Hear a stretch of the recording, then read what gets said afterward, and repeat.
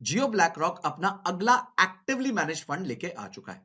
उनका जो पिछला एक्टिवली मैनेज फंड है वो था जियो फ्लेक्सी कैप। जब वो लॉन्च होने जा रहा था तो उसके बारे में भी मैंने वीडियो बनाई थी कि क्या आपको उस फ्लेक्सी कैप में अप्लाई करना चाहिए कि नहीं करना चाहिए। आप लोगों ने बहुत पसंद की, तो मैंने सोचा कि फिर से एक वीडियो बनाते हैं कि क्या इस पर्टिकुलर एनएफओ में, न्यू फंड ऑफर में, आपको अप्लाई करना चाहिए कि नहीं करना चाहिए।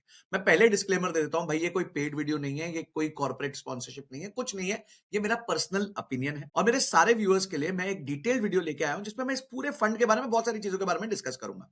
मैं चाहता हूं इस वीडियो को आप एकेडमिकली देखें। आप इस तरीके से देखें कि जब भी आप किसी फंड को इवैल्यूएट करते हैं तो क्या क्या चीजें आपको पैरेलली देखते रहना चाहिए। मुश्किल से 15-20 मिनट लगते हैं, पर उतने में आपको कंप्लीट क्लैरिटी मिल जाती है कि आपको इस पर्टिकुलर फंड में अप्लाई करना चाहिए, नहीं करना चाहिए, इस कैटेगरी में भी आपको पार्टिसिपेट करना चाहिए कि नहीं करना चाहिए, और फाइनली अगर आपको करना भी है तो कैसे करना चाहिए। तो आप यहां स्क्रीन पे देख सकते हैं Jio BlackRock sector rotation fund 27 जनवरी से 9 फरवरी तक ओपन है। इस वीडियो को मैंने 5 पार्ट्स में बांटा हुआ है। सबसे पहले हम समझेंगे कि सेक्टर रोटेशन, जिसे हम बिजनेस साइकिल फंड भी कहते हैं, बहुत सारे फंड्स इस कैटेगरी में, वो एक्चुअली होता क्या है और करता क्या है। सेकंड, हम जियो ब्लैक रॉक की प्रेजेंटेशन देखेंगे। उन्होंने बहुत बढ़िया प्रेजेंटेशन बनाई है और उसमें उन्होंने कंप्लीटली बताया कि क्यों सेक्टर रोटेशन इंपॉर्टेंट होता है। At least from data stand point एक बहुत अच्छी प्रेजेंटेशन हमें मिलेगी और बहुत अच्छा एनालिटिक्स हमें मिल सकता है। थर्ड, हम जो एग्जिस्टिंग बिजनेस साइकिल फंड की स्कीम्स है उनको इवेल्युएट करेंगे। ये कोई पहला फंड नहीं है जो इस कैटेगरी में आ रहा है, बहुत सारे फंड्स ऑलरेडी हैं। तो उनको उनके बेंचमार्क के साथ, उनके रिस्क रिवॉर्ड रेशियो के हिसाब से और कैटेगरी एवरेज के हिसाब से भी देखेंगे कि क्या उस कैटेगरी ने परफॉर्म किया भी है और उसमें रिस्क रिवॉर्ड रेशियो क्या रहा है। ये बहुत इंपॉर्टेंट रहेगा आपके लिए। चौथा, हम देखेंगे कि किन इन्वेस्टर्स के लिए ये पर्टिकुलर फंड सूटेबल है, और इस सूटेबिलिटी के लिए मैं पहली बार ऑन स्क्रीन एआई का यूज करके बताऊंगा कि आर्टिफिशियल इंटेलिजेंस को आज हम यूज करने वाले हैं। कितना आसान हो जाएगा आप देखेंगे, बहुत मजा आएगा आपको। और finally should you actually apply for this NFO, क्या आपको इस एनएफओ के लिए अप्लाई करना चाहिए कि नहीं। मेरा जो व्यू है वो मैं आपके सामने जरूर रख दूंगा। तो इस वीडियो को एंड तक रुकिएगा और देखिएगा कैसे एक एनएफओ को इवैल्यूएट किया जाता है, कैसे कैटेगरी को कंपेयर किया जाता है और चेक किया जाता है। पर आगे जाने से पहले अभी तक सिर्फ 26% लोगों ने सब्सक्राइब किया है। बहुत मेहनत लग रही है, फटाफट सब्सक्राइब का बटन दबा दो, घंटी दबा दो, ताकि ऐसी वीडियोस आपसे मिस ना हो। तो गाइस, हम यहां पे स्क्रीन पे देख सकते हैं कि Jio BlackRock sector rotation fund हमारा आ रहा है। अब अगर इस पे मैं इन्वेस्ट नाउ दबाता हूं तो ऑब्वियसली इसकी सारी डिटेल्स आ जाती हैं। अब फंड का ओवरव्यू समझते हैं। फंड का ओवरव्यू है, the fund aims to promptly and efficiently capture sector trends by being overweight in sectors that may perform well and underweight in those that are not। यानी कि हम ये बेट करेंगे, ये फंड बोल रहा है हम ये बेट करेंगे उन सेक्टर्स पे जो आगे जाके अच्छा परफॉर्म कर सकता है और उनसे हट जाएंगे जो आगे जाके अच्छा नहीं परफॉर्म कर सकते। ठीक है, उसके लिए हम क्या क्या यूज करेंगे। हाँ, हम हमारे फंड मैनेजर को यूज करेंगे। अब फंड मैनेजर कौन है? तन्वी कचेरिया और साहिल चौधरी। आइए तन्वी कचेरिया जी को देखते हैं। तो तन्वी कचेरिया जी 14 साल से फाइनेंशियल सर्विसेज इंडस्ट्री में है। She currently serves as the index and active equity fund manager at Jio BlackRock Asset Management Private Limited. ठीक है, in her previous role Tanvi ने क्या किया, वो ब्लैक रॉक में थी, यूएसए में थी, इधर आ गई। वो क्या करती थी, वो emerging market listed ICS fund को मैनेज करती थी। इमर्जिंग मार्केट्स में ऑब्वियसली इंडिया भी आ जाता है। उसके अलावा बाकी कनेडियन और Latin American listed ICS funds को भी मैनेज करती थी। और अभी अगर आप देखो तो ये इनके सारे ये जो इंडेक्स फंड्स हैं इन सबको मैनेज कर रही है। अगर आप देखो as of now she is managing all the index funds, और जो ये फ्लेक्सी कैप इन्होंने रिसेंटली लॉन्च किया था और सेक्टर रोटेशन फंड को भी यही मैनेज करेंगे। तो ये इनका एक्सपीरियंस है। उसके साथ साथ साहिल चौधरी भी हैं, वो भी फंड मैनेजर है। उनका भी 14 साल का एक्सपीरियंस है। वो भी पहले ब्लैक रॉक में काम करते थे, मल्टी एसेट स्ट्रेटजीज और सोल्यूशन बिजनेसेस में वो काम करते थे। यानी कि दोनों का एक्सपीरियंस भी अच्छा है और ब्लैक रॉक के साथ बहुत टाइम से जुड़े भी हुए हैं। तो जियो ब्लैक रॉक के ये एक्टिवली मैनेज फंड्स को दोनों मैनेज कर रहे हैं। ये लोग सेक्टर मूवमेंट्स को कैप्चर करेंगे और ब्लैक रॉक की systematic active equity proprietary investment approach, data driven technology use करेंगे पोर्टफोलियो कंस्ट्रक्शन के लिए। भारी भारी शब्द है। 500 रुपए से आप स्टार्ट कर सकते हैं। इसका जो बेंचमार्क माना जाएगा वो निफ्टी 500 माना जाएगा, क्योंकि ये निफ्टी 500 में रहेंगे जो मैं आपको आगे बताऊंगा। और इसका टोटल एक्सपेंस रेशियो 0.5% है। तो आइए सबसे पहले हम इनकी प्रेजेंटेशन देखते हैं कि ये प्रेजेंटेशन क्या है। और मैंने जैसे कहा था कि प्रेजेंटेशन इनकी बहुत अच्छी है, इन्होंने प्रेजेंटेशन बहुत डिटेल में बनाई है। और अगर आप ये देखें, ये टेबल मुझे बड़ा अच्छा लगा यार। ठीक है, कोई ऐसा नहीं है, मैं ये नहीं कह रहा हूं कि एनएफओ में कर लेना, मैं डेटा की तारीफ कर रहा हूं। बड़ा सुंदर डेटा लगा मुझे। और यहां पे आप देख सकते हैं कि इन्होंने 2015 से लेकर 25 यानी कि करीबन 10 साल का डेटा यहां पे प्लॉट कर दिया है।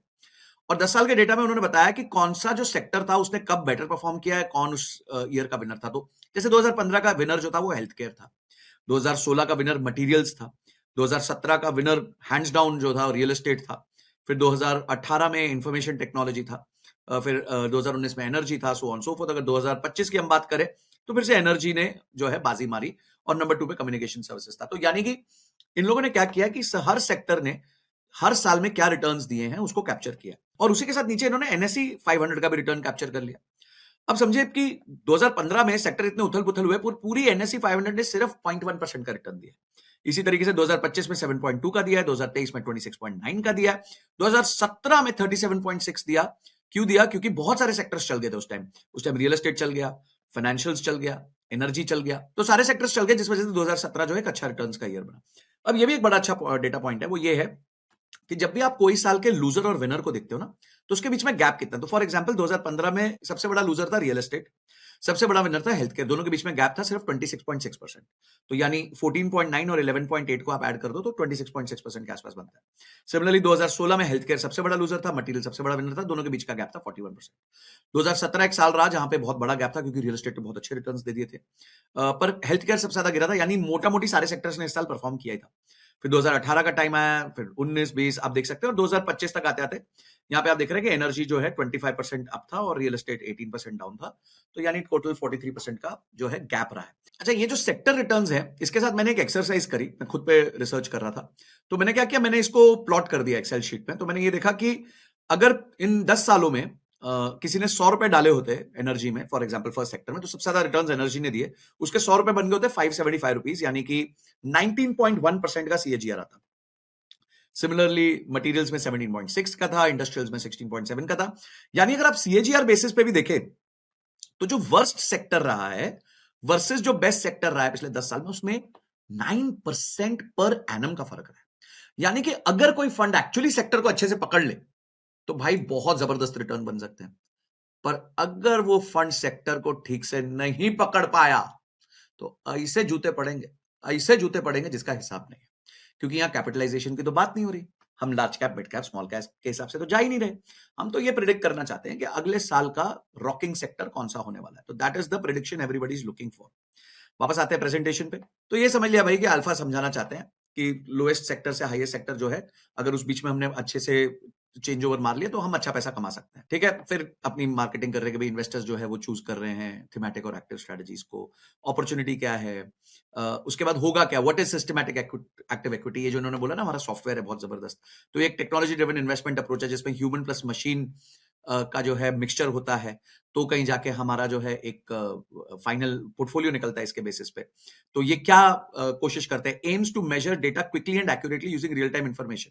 ठीक है, तो हम मेजर करेंगे डेटा को, built to carefully balance risk and return potentials. ठीक है, और third is portfolio position size by discipline risk budgeting. ठीक है, तो बेसिकली पोर्टफोलियो मैनेजमेंट का जो रूल होता है, रिस्क रिटर्न होना चाहिए, डेटा आपका ठीक होना चाहिए, और उसके हिसाब से पोर्टफोलियो की साइजिंग ठीक होनी चाहिए, कहाँ कितना निवेश करना, अगर 1000 करोड़ का यूएम है तो 100 करोड़ कहाँ डालना है, 50 करोड़ कहाँ डालना है, ये सारी चीजें। फिर प्रोसेस बता दिया इन्होंने कि किस तरीके से करेंगे। इनका जो अलादीन है, जो एआई मॉडल है, उसमें फंड मैनेजर के इनपुट्स आएंगे, रिस्क मॉडल आएगा, ट्रांजैक्शन कॉस्ट आएंगे, और उसके बेसिस पे ये सेक्टर को ओवरवेट या अंडरवेट करेंगे।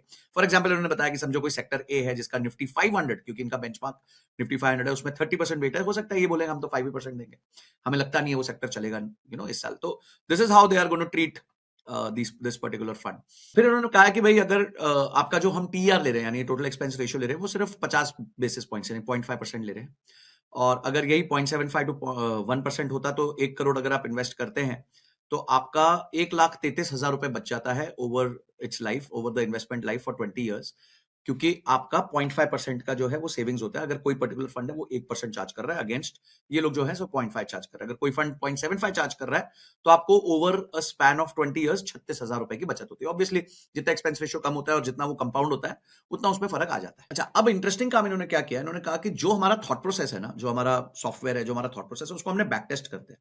बैक टेस्ट करते हैं यानी कि पिछले सालों के रिकॉर्ड्स पे लगाते हैं और देखते हैं कि उससे क्या रिजल्ट निकला। तो उससे जो इन्होंने कहा है कि अगर आपने 1,000 रुपए इन्वेस्ट किए होते अगस्त 2017 में, ठीक है, तो बैक टेस्टेड रिजल्ट जो था, यानी कि ये जो पर्पल लाइन है, वो 1,000 रुपए बन गए होते 3854 हमारे स्ट्रेटजी के हिसाब से।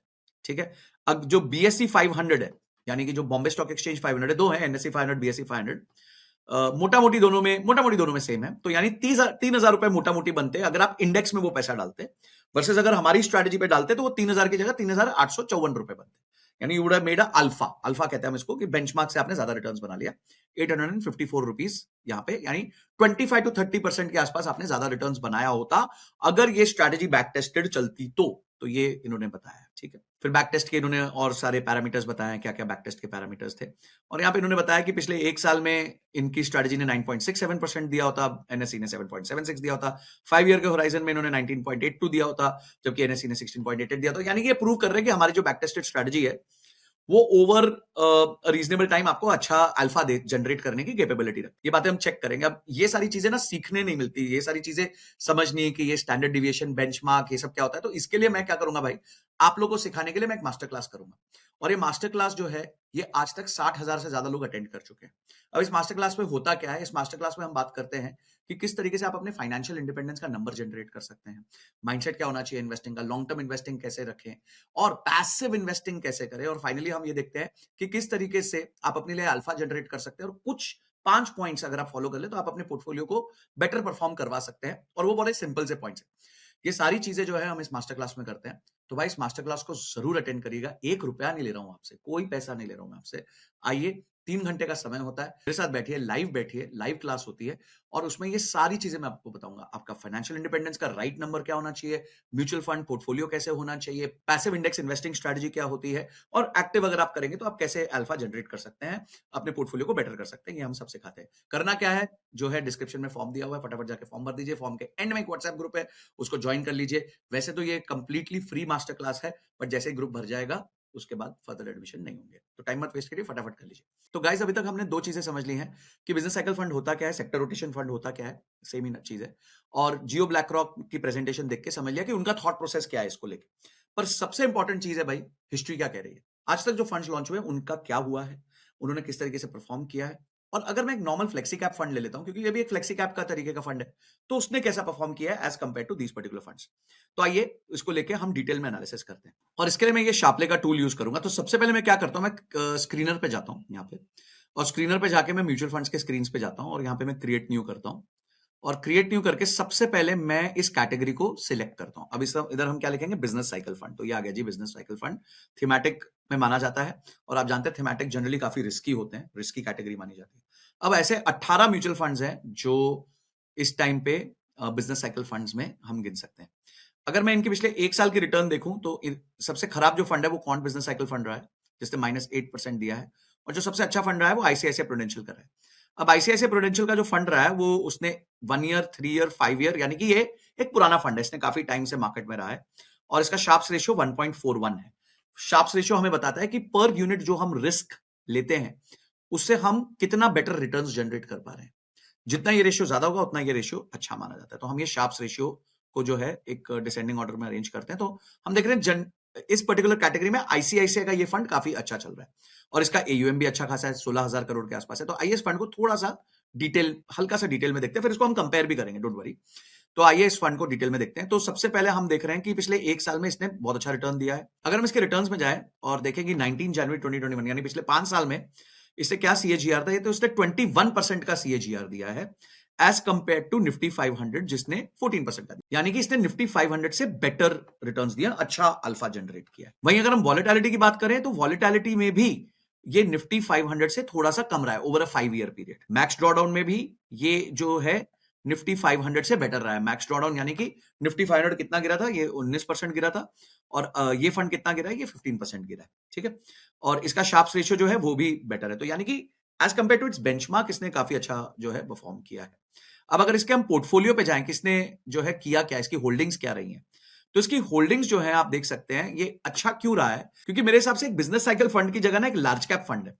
तो अगर आप देखें तो यहाँ पे 82% इसका लार्ज कैप होल्डिंग है, 10% मिड कैप है, और सिर्फ 7.5% स्मॉल कैप है। तो यानी कि ये मेजॉरिटी लार्ज कैप की तरफ फोकस कर रहा है। तो ये बिजनेस साइकिल फंड नाम का, बट इसने जो है इसका मेन चीज जो है वो ये है कि ये लार्ज कैप पे फोकस कर रहा है। इसका एक्सपेंस रेशियो 0.74% है। ऑब्वियसली ब्लैक रॉक ने अपना एक्सपेंस रेशियो उससे कंपैरेटिवली कम रखा। अब हमने एक एग्जांपल देखा है, बट अब हम क्या करेंगे, अब जो है ना हम कंपैरिजन करेंगे, और कंपैरिजन करना सबसे इंपॉर्टेंट होता है भाई, कंपैरिजन के बिना काम नहीं चलता। तो हम क्या करते हैं, हम Parag Parikh flexi cap, one of the best flexi cap funds है, उसको देख लेते हैं। हम एचडीएफसी फ्लेक्सी कैप को भी देख लेते हैं, और साथ ही में हम यहाँ पे आईसीआईसीआई के बिजनेस साइकिल फंड को भी यहाँ पे देख लेते हैं। तो ये 3 फंड्स को हम जरा चेक करते हैं कि क्या सिचुएशन है। अब अगर आप देखें इन तीनों फंड्स के बारे में, तो पराग पारिक का फंड जो है उसने 1 साल में 7.6% रिटर्न दिया है। एचडीएफसी फ्लेक्सी कैप ने जो है 13% का रिटर्न दिया है और आईसीआईसीआई प्रू बिजनेस साइकिल ने 14.54। सो 1 ईयर में तो ऑब्वियसली आईसीआईसीआई प्रू जीता है। 3 ईयर होराइजन में तीनों मोटा मोटी सेम है, 0.5 to 1% का फर्क है। 5 ईयर होराइजन में एचडीएफसी फ्लेक्सी कैप ने बेस्ट रिटर्न दिया है as compare to ICICI Pru and Parag Parikh flexi cap fund. पर पता है एक्चुअल चीज क्या देखनी है? सिर्फ रिटर्न्स देखने वाले जो है ना, वो रिस्क को नहीं झेल पाते। हमें पता होता है रिटर्न्स जनरेट करने के लिए ना हमें वॉलेटिलिटी झेलनी पड़ती है। वॉलेटिलिटी का मतलब होता है कि वो पर्टिकुलर म्यूचुअल फंड अपने एवरेज प्राइस से कितना लेफ्ट और कितना राइट जा सकता है। जो रिस्क है ना, उसको वॉलेटिलिटी के टर्म्स में मेजर करते हो। जितना वॉलेटिलिटी ज्यादा होता है उतना वो पेंडुलम की तरह ज्यादा स्विंग करेगा, और जितना ये पेंडुलम की तरह ज्यादा स्विंग करेगा उतना इन्वेस्टर नर्वस हो जाता है, और जितना इन्वेस्टर नर्वस होता है वो उस फंड में फिर मेंटेन नहीं कर पाता अपने आप को और एग्जिट कर जाता है। तो यानी कि हमारे को ये देखना है कि वॉलेटिलिटी कम होनी चाहिए और शार्प्स रेशियो ज्यादा होना चाहिए, यानी कम रिस्क लेके बेटर रिटर्न्स जनरेट करना है। सिर्फ रिटर्न्स नहीं देखना है, रिस्क एडजस्टेड रिटर्न्स देखना है। बहुत इंपॉर्टेंट चीज बता रहा हूं। तो अगर हम यहां देखें तो शार्प्स रेशियो के एंगल में नंबर 1 जो है वो पराग पारिक, 1.88, यानी कि कम से कम रिस्क लेके उसने बेटर रिटर्न्स दिए। कम से कम रिस्क लेके बेटर रिटर्न्स दिए, यानी कि अगर एक इन्वेस्टर होता जो इन तीनों फंड में पैसा डालता, तो इन तीनों फंड में पैसा डालने के बाद उसके पराग पारिक फ्लेक्सी कैप में टिकने के चांसेस ज्यादा थे। क्यों? क्योंकि वॉलेटिलिटी कम थी। ठीक है, ये दोनों फंड्स में कंपैरेटिवली वॉलेटिलिटी ज्यादा है। अगर आप वॉलेटिलिटी देखें तो पराग पारिक की सिर्फ 8% है, एचडीएफसी फ्लेक्सी कैप की 10% है, और वहीं पे आईसीआईसीआई प्रू बिजनेस साइकिल की 11.2% है। हम एक काम करते हैं, हम आईसीआईसीआई के अलावा second best business cycle fund पे चलते हैं। ठीक है, हम second best business cycle fund पे चलते हैं, वो है कोटक। तो हम यहां चौथा जो फंड यहां पे जोड़ देते हैं, एक बार कोटक जोड़ देते हैं। ये कोई भी चीज रिकमेंडेशन नहीं है, ये कंप्लीट डिटेल्ड एनालिसिस है। ठीक है, तो अगर मैं कोटक बिजनेस साइकिल फंड यहां पे जोड़ दूं तो ऑब्वियसली उसने 1 ईयर रिटर्न्स में जो है वो ना पराग पारिक को बीट कर पाया, ना एचडीएफसी फ्लेक्सी कैप को बीट कर पाया। 3 ईयर रिटर्न्स में भी नहीं कर पाया। उसका शार्प्स रेशियो भी सबसे कमजोर है, 1.01 है, और वॉलेटिलिटी भी सबसे ज्यादा 12.62% है। तो बेसिकली इससे हमें क्या समझ आ रहा है कि बिजनेस साइकिल जो फंड है ना, अगर आप बिजनेस साइकिल फंड्स को देखें तो उनकी जो 3 ईयर वॉलेटिलिटी है वो बहुत हाई है। यहां पे आप देखिए एचएसबीसी बिजनेस साइकिल का वॉलेटिलिटी 16% है एज कंपेयर टू पराग पारिक जिसका 8% है, पराग पारिक फ्लेक्सी कैप का। उसी जगह बड़ौदा बीएनपी पारिबा का 13.32% है, टाटा बिजनेस साइकिल का 12.99 है। और देखिए अगर मैं इतना रिस्क ले रहा हूं, अगर मेरा स्टैंडर्ड डिविएशन करीबन 1.5 से 2 गुना है पराग पारिक जैसे फंड का, तो भाई मेरा रिटर्न भी तो 1.5 से 2 गुना हो। तो अगर पराग पारिक ही मुझे 3 साल का 20% के आसपास एवरेज दे रहा है, तो भाई ये सब फंड्स तो फिर या तो मुझे 30% रिटर्न दे, 28% रिटर्न दे कंपाउंडेड बेसिस पे, तो बात समझ आती है। भाई देखिए हम क्या करते हैं, हम जब स्मॉल कैप फंड में पैसा डालते हैं तो स्मॉल कैप फंड में हमारी इच्छा होती है कि हमारा रिटर्न ज्यादा हो। उधर वॉलेटिलिटी बहुत ज्यादा होती है, तगड़ी वॉलेटिलिटी होती है, पर हम क्यों झेलना चाहते हैं? क्योंकि हम लंबे समय तक रहना चाहते हैं। पर ये जो बिजनेस साइकिल फंड है ये तो फ्लेक्सी कैप की तरह काम कर रहा है। एक फ्लेक्सी कैप फंड की तरह काम करने वाले दूसरे फंड में जो है मैं रिस्क भी ज्यादा लूं और रिटर्न्स भी फ्लेक्सी कैप जितना कमाऊं, तो भाई मैं ऐसा क्यों करूंगा? और लोग है ना, लोग जब 20 साल 15 साल के इन्वेस्टमेंट की प्लान करते हैं ना, तो वो रिटर्न्स देख के प्लान करते हैं, रिस्क देख के नहीं करते। तो रिस्क जब आप मैनेज करोगे ना, तो आपकी गेम में बने रहने की चांसेस ज्यादा होंगे। हर बॉल पे छक्का मारने वाले जो फंड्स होते हैं वो बहुत जल्दी आउट भी हो जाते हैं, कभी कभी कुछ कुछ साल में बहुत खराब रिटर्न्स भी देते हैं। आपने ऐसे कई फंड्स देखे होंगे, मुझे कमेंट सेक्शन में नाम भी बता देना। तो जब आप ये एनालिसिस कर रहे होगे तो आपको समझना चाहिए कि कोई भी बिजनेस साइकिल फंड जो है वो एक्चुअली अपने आप में एक फ्लेक्सी कैप फंड है, बट थोड़ा रिस्क ज्यादा ले रहा है। तो क्या आप रिस्क के लिए तैयार हो, वो आपको चेक करना है। अब यहां पे क्या है, आप अपने लिए एक फैक्टर मॉडल भी बना सकते हो। फॉर एग्जांपल यहां पे मेरा ये रेडीमेड फैक्टर मॉडल है, संजय कथुरिया बेस मॉडल है। फैक्टर मॉडल क्या होता है? फैक्टर मॉडल 4-5 फैक्टर्स पे, जैसे कि रिस्क रिवॉर्ड रेशियो हो गया, रोलिंग रिटर्न्स हो गया, इन सब चीजों पे आपके उस पर्टिकुलर फंड्स को एनालाइज कर लेते हैं। तो अगर आपको भी ये वाला factor model as it is apply करना है, जो मैं पर्टिकुलरली अपने फंड्स के लिए यूज करता हूं, तो इसका लिंक मैंने डिस्क्रिप्शन में दिया हुआ है शार्पली का, आप उधर जाके यूज कर सकते हैं। और आप कोड संजय के 15 यूज कर सकते हैं। ये कोड के साथ आपको 15% डिस्काउंट भी मिल जाएगा।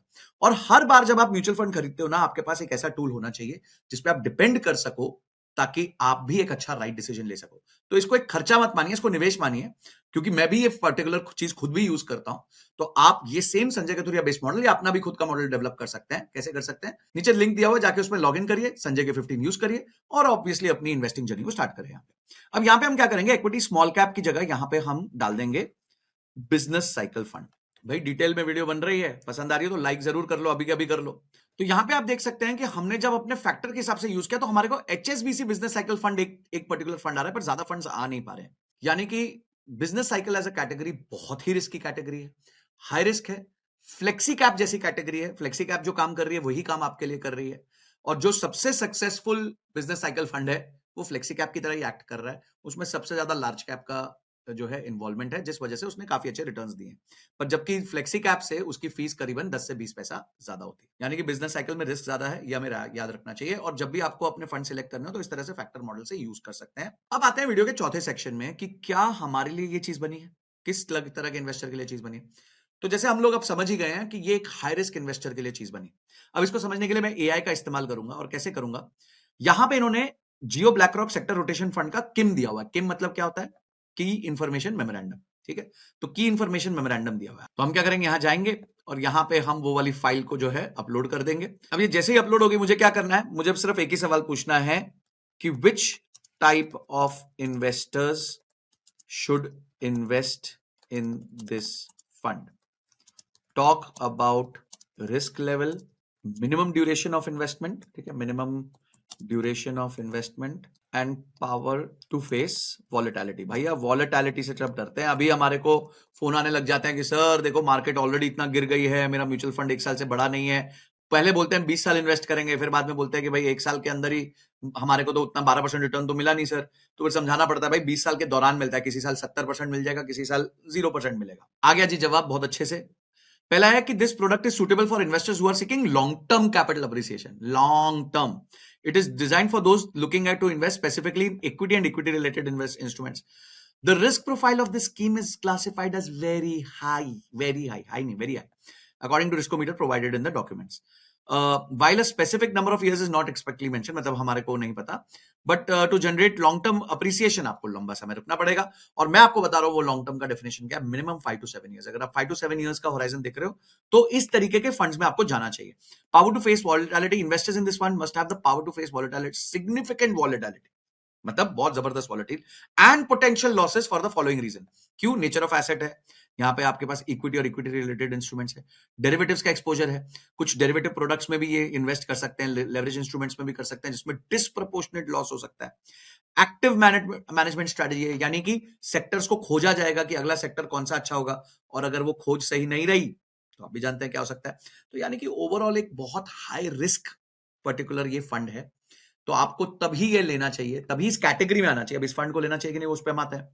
तभी इस कैटेगरी में आना चाहिए जब आपका एक्सट्रीम लॉन्ग टर्म होराइजन हो, वॉलेटिलिटी को झेलने की क्षमता हो, और उसके अलावा आप कैपिटल अप्रिसिएशन देख रहे हो और ठहराव रख सको, आराम से ठहराव रख सको, डरो मत, ड्रॉडाउन से मत डरो। तो भाई ऐसे फंड में नहीं, ऐसी कैटेगरी में आना चाहिए।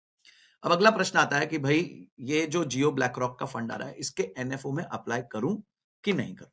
अब मेरा जवाब बड़ा सिंपल है। तो गाइस, जब एक कैटेगरी ऑलरेडी एस्टैब्लिश्ड है और ऐसा कुछ नया नहीं आ रहा है इस कैटेगरी में, मेरे पास ऑलरेडी 18 म्यूचुअल फंड है, तो मैं जनरली उस एनएफओ में नहीं अप्लाई करूंगा। मैं कोशिश ये करूंगा कि इस एनएफओ की परफॉर्मेंस को 1 साल मॉनिटर किया जाए। इसी तरीके से मैंने एक पर्टिकुलर मल्टी कैप था, उसकी परफॉर्मेंस को 1 साल देखा, और उसके बाद हमने डिसाइड किया कि शायद हम उस पर कुछ एक्सपोजर ले सकते हैं। उसने अच्छा परफॉर्म किया और उसके रिस्क रिटर्न मेजर्स बेटर थे। देखिए, रिस्क रिटर्न मेजर्स देखना बहुत जरूरी है, सिर्फ रिटर्न मेजर्स से कुछ नहीं होता। तो आपको भी इस फंड को आने के बाद 1 साल देख लीजिए। कोई आप ऐसा कोई फोमो मत रखिए कि अचानक से ये फंड आपको 300% रिटर्न देने वाला था। ऐसा कोई फंड पैदा ही नहीं हुआ जो साल में 300% रिटर्न दे दे, 20, 50, 40, 60% एक ही साल में अचानक से रिटर्न दे दे, जो नया नया फंड है। मार्केट्स आपको पता है, मार्केट्स के हिसाब से चलेगा। ये बेंचमार्क इसने निफ्टी 500 रखा है, यानी कि एक फ्लेक्सी कैप फंड है, बस सेक्टर रोटेशन पे ज्यादा फोकस करने वाला। और अगर आपको लगता है नहीं जी मुझे तो बिल्कुल करना ही है सर, ये तो जियो ब्लैक रॉक का फंड है, देश के सबसे बड़े, one of the biggest AMCs का फंड है, I want to participate, then in that case अगर आप पार्टिसिपेट करना भी चाहते हो, समझिए आप 50,000 की एसआईपी करते हो, 2,000 रुपए की करके देख लो एक बार। ठीक है, छोटा अमाउंट डाल के देख लो, 1,000, 2,000, 3,000 रुपए करके देख लो। सारा जो आपका बना बनाया मामला है ना, उसको डिस्टर्ब करने की बहुत ज्यादा जरूरत नहीं है, क्योंकि उसमें आपको कैपिटल गेन्स टैक्स लग सकता है। पता चला आपने वहां से निकाल दिया, वहां पे गेन्स टैक्स लग गया, कंपाउंडिंग का बेनिफिट रुक गया, यहाँ पे आपने डाल दिया। सो अभी इतना मत करिए, आइडियली एक बार अवॉइड कर लीजिए। और अगर नहीं अवॉइड करना है, डालना ही डालना है, तो जितना एसआईपी डालते हैं या जो भी आप करना चाहते हैं उसका 5% के आसपास डालेंगे तो कोई बहुत ज्यादा प्रॉब्लम नहीं है इसी के। बट याद वो रखना है कि रिस्क आपको देखना पड़ेगा, रिस्क बहुत ज्यादा होता है इस पर्टिकुलर फंड में। लंबे समय के लिए होना चाहिए, एटलीस्ट 5-7 साल के लिए मिनिमम का इन्वेस्टमेंट होना चाहिए, उससे ज्यादा होगा ज्यादा अच्छा है। लॉन्ग टर्म कैपिटल अप्रिसिएशन का प्रोडक्ट है ये। और फ्लेक्सी कैप के अगेंस्ट मुझे नहीं लगता कुछ बहुत अमेजिंग, कुछ मेरे को चीज ऐसे ही दे रहा है जो फ्लेक्सी कैप नहीं दे पा रहा है। फ्लेक्सी कैप मुझे काफी कम रिस्क लेके काफी ठीक ठाक रिटर्न्स दे पा रहा है इस केस में। तो ये मेरा टोटल विश्लेषण था भाई। अब आपको पसंद आया हो तो मुझे प्लीज बताइएगा कमेंट सेक्शन में। कुछ भी बात आपको लगी हो अच्छी कि भाई मैंने इतनी मेहनत करके इसकी रिसर्च करी, इतना ब्रेकडाउन किया, कंपैरिजन्स किए, अच्छा लगा तो जरूर बता दीजिएगा। वीडियो को एटलीस्ट 10-20 दोस्तों के साथ शेयर करना जिनको फोमो रहता है कि एनएफओ आ गया, एनएफओ आ गया, अप्लाई करूं नहीं करूं, तो आई एम श्योर उनको इससे बहुत मदद होगी। अगर आप सीखना चाहते हो कि कैसे इस तरीके से इवैल्यूएट किया जाता है, इन्वेस्टिंग जर्नी को कैसे किया जाता है, फाइनेंशियल इंडिपेंडेंट कैसे हुआ जाता है, तो मास्टर क्लास अटेंड कर लीजिए। लिंक डिस्क्रिप्शन में है, फॉर्म का भर के उसके एंड में व्हाट्सएप ग्रुप ज्वाइन कर लीजिए। और अगर आपको मेरे जैसा फैक्टर मॉडल चाहिए तो उसका भी लिंक मैंने दिया हुआ है। संजय के 15 यूज करके आप उसको अवेल कर सकते हैं और उस पे आपको 15% डिस्काउंट मिल जाएगा और आपको एक टूल मिल जाएगा जिससे आप म्यूचुअल फंड्स को इवैल्यूएट कर सकते हैं। हाँ, एक सवाल पूछना चाहूंगा। जियो का फ्लेक्सी कैप फंड आया था 3 महीने पहले, अब उसको 3 महीने हो गए हैं। तो क्या आप चाहते हो कि मैं उसके ऊपर डिटेल वीडियो बनाऊं कि पिछले 3 महीने की उसकी परफॉर्मेंस क्या रही है as compare to other funds? तो मुझे कमेंट सेक्शन में जियो फ्लेक्सी कैप लिख दीजिए। अगर आपने 3000 कमेंट कर दिए जियो फ्लेक्सी कैप के, तो मैं उस पर एक डिटेल वीडियो आपके लिए लेके आ जाऊंगा। उससे आपको पता चल जाएगा कि कोई भी एनएफओ जब आता है तो पहले 3 महीने में उसकी किस तरह से परफॉर्मेंस हुई है जियो ब्लैक रॉक के केस पे। तो guys that's it from my side today. Thank you so much for watching this video. This is Sanjay Kathuria signing off till the next video. जय हिंद, जय भारत।